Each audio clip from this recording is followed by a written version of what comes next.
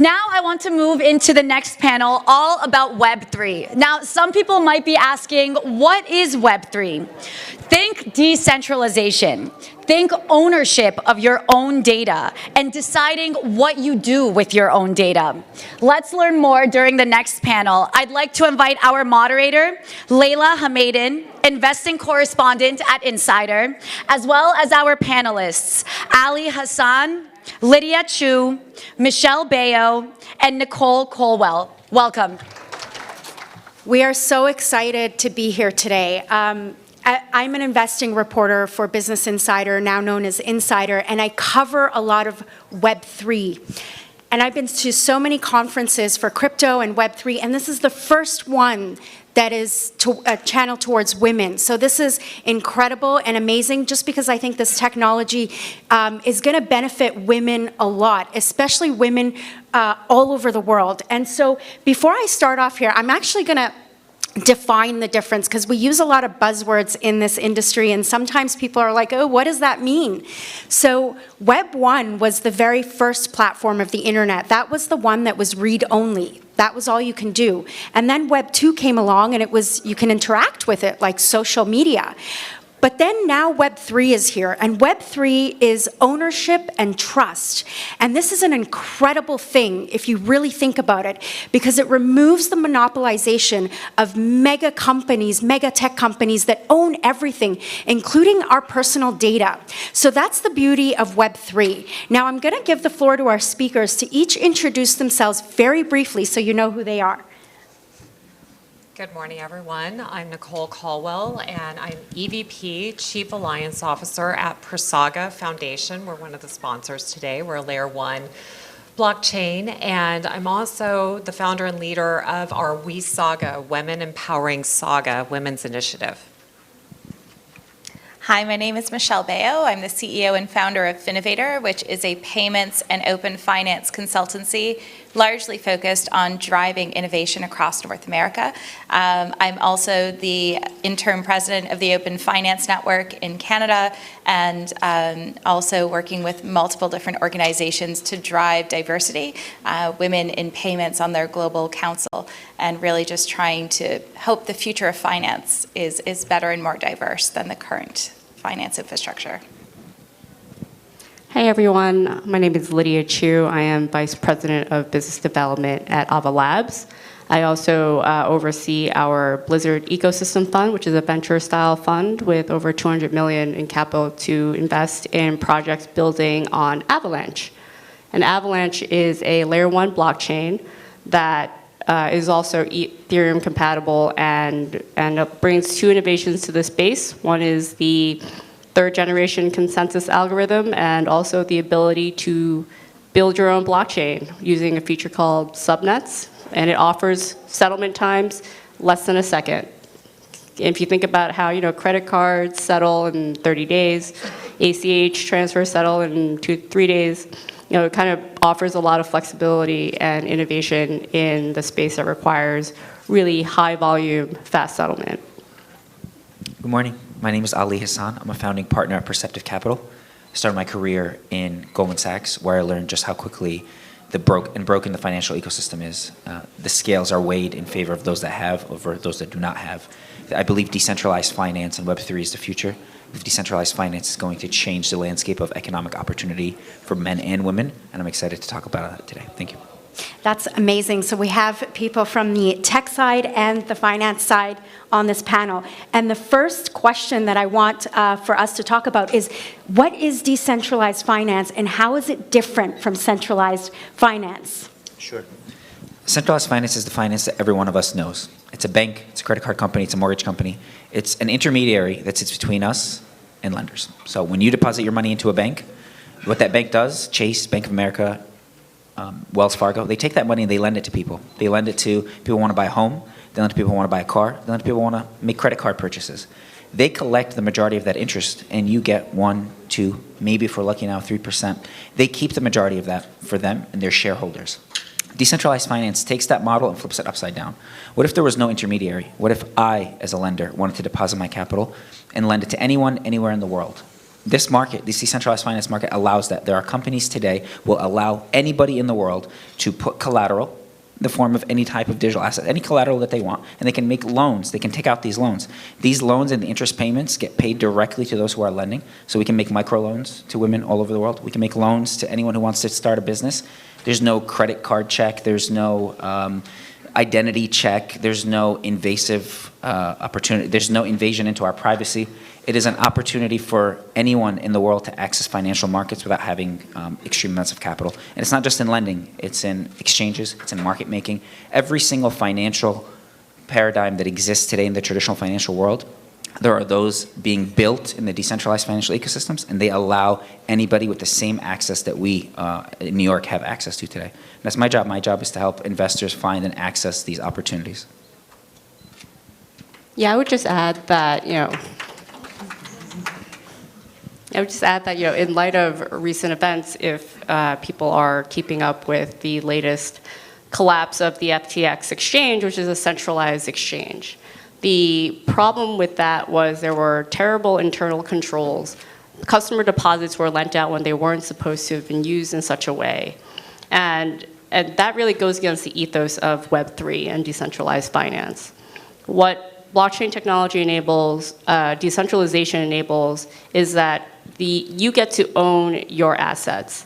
And those assets can be your data, it can be your financial assets, your currencies, whatever it is. When you lend it out into a decentralized finance application, you can audit the programming to make sure that that isn't going to get lent out or nothing's going to happen to your funds in a way that you don't want it to, the way you didn't intend for it to.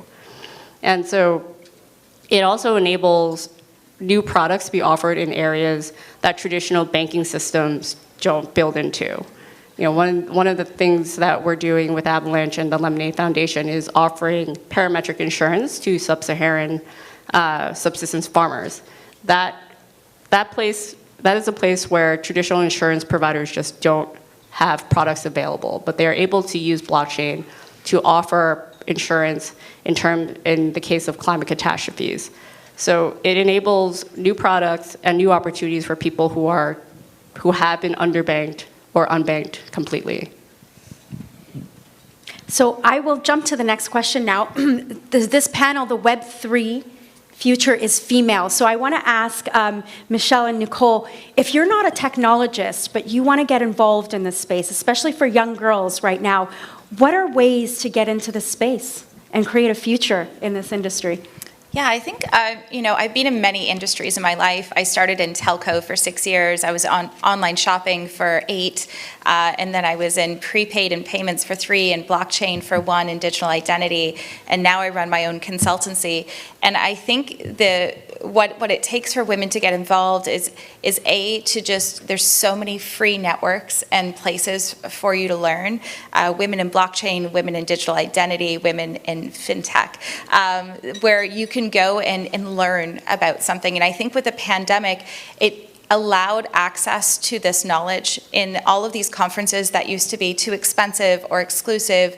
It's now accessible to you around the world, to attend a panel in Singapore, to learn about open finance, to literally learn what's happening in real time in Dubai as they become the next fintech center. So you have the ability to learn if you just take the chance. You don't have to know all the terminology, but all of your skills are transferable. You still need salespeople, you still need lawyers, you still need compliance, you need marketers and community builders, and you can learn the terminology just as you learned the terminology as you switched from banking, let's say, into telco. It can sound scary, but I think it could be quite approachable. It's just bringing down the barrier and bringing more women to the table.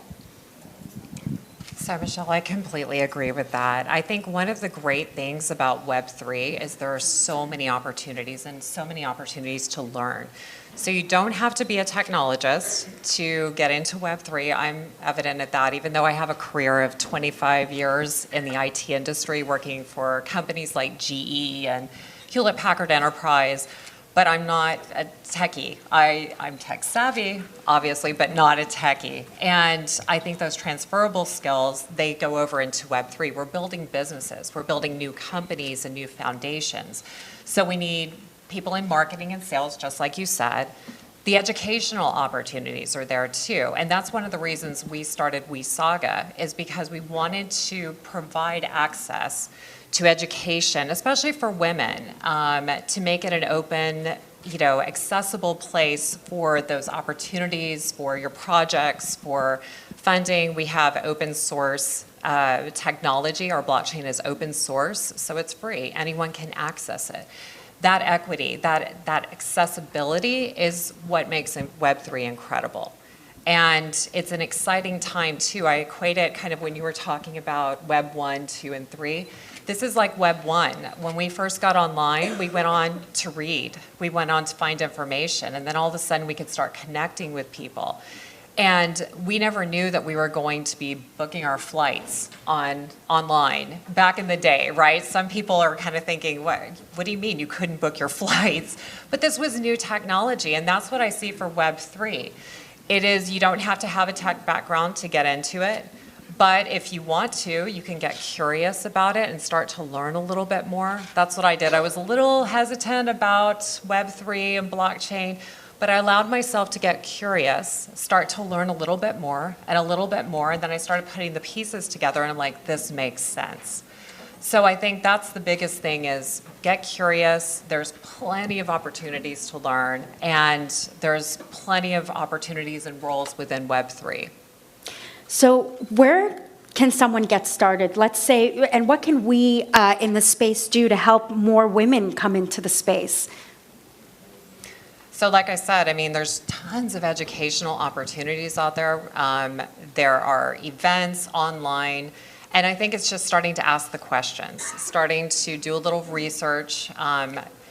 Again, you don't have to be a technologist. Most of the coolest apps out there, first of all, in Web3 haven't even been thought of yet. So that's a field of opportunities. That's greenfield.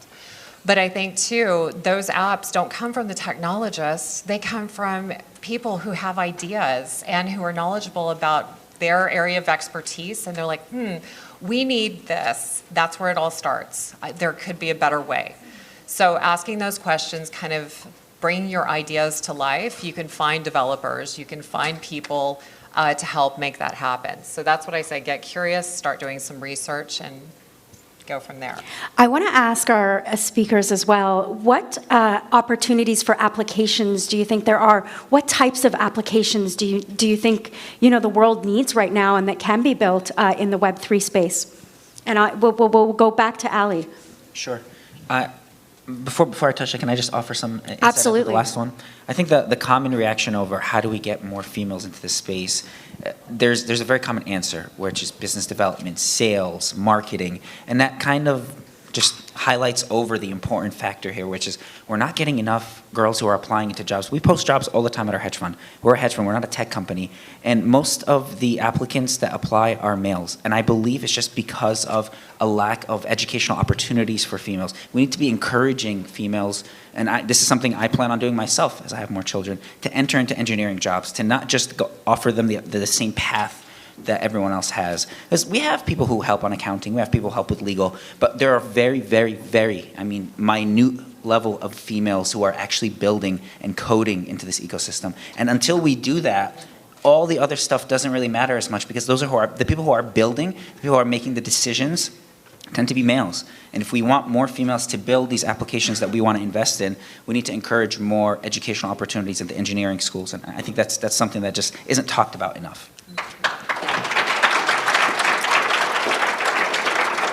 Ali, before you jump in, I think it's also, I think we need more women on boards. If you're going to have more women sitting at the top of a board, even if it's Web3 and their expertise comes from financial services, or it comes from telco or digital identity or compliance, you bring these women to your board as a Web3 organization, you get an invaluable insight on how you're building the product to inclusivity, and you're bringing new thought to how that product's going to be built. And there is some amazing female technologists that come from blockchain, but it's getting them to get the funding they need to build their Web3 organization at the same time. And I'm happy to get back to the actual Let's do question. the applications needed in the So space. actual applications, I'm a finance guy. I think that's very evident. I saw just how broken the financial ecosystem is. it is weighed very heavily towards those that have. Those with money, it's much easier for them to make money. There's entire industries that are specialized for accredited investors. Accredited investors means like minimum investment about $250,000. That leaves so many people out of the ability to generate returns and to elevate their lifestyles. Decentralized finance fixes that, and I believe that one of the biggest innovations that the American world, the America has ever done was the separation of church and state.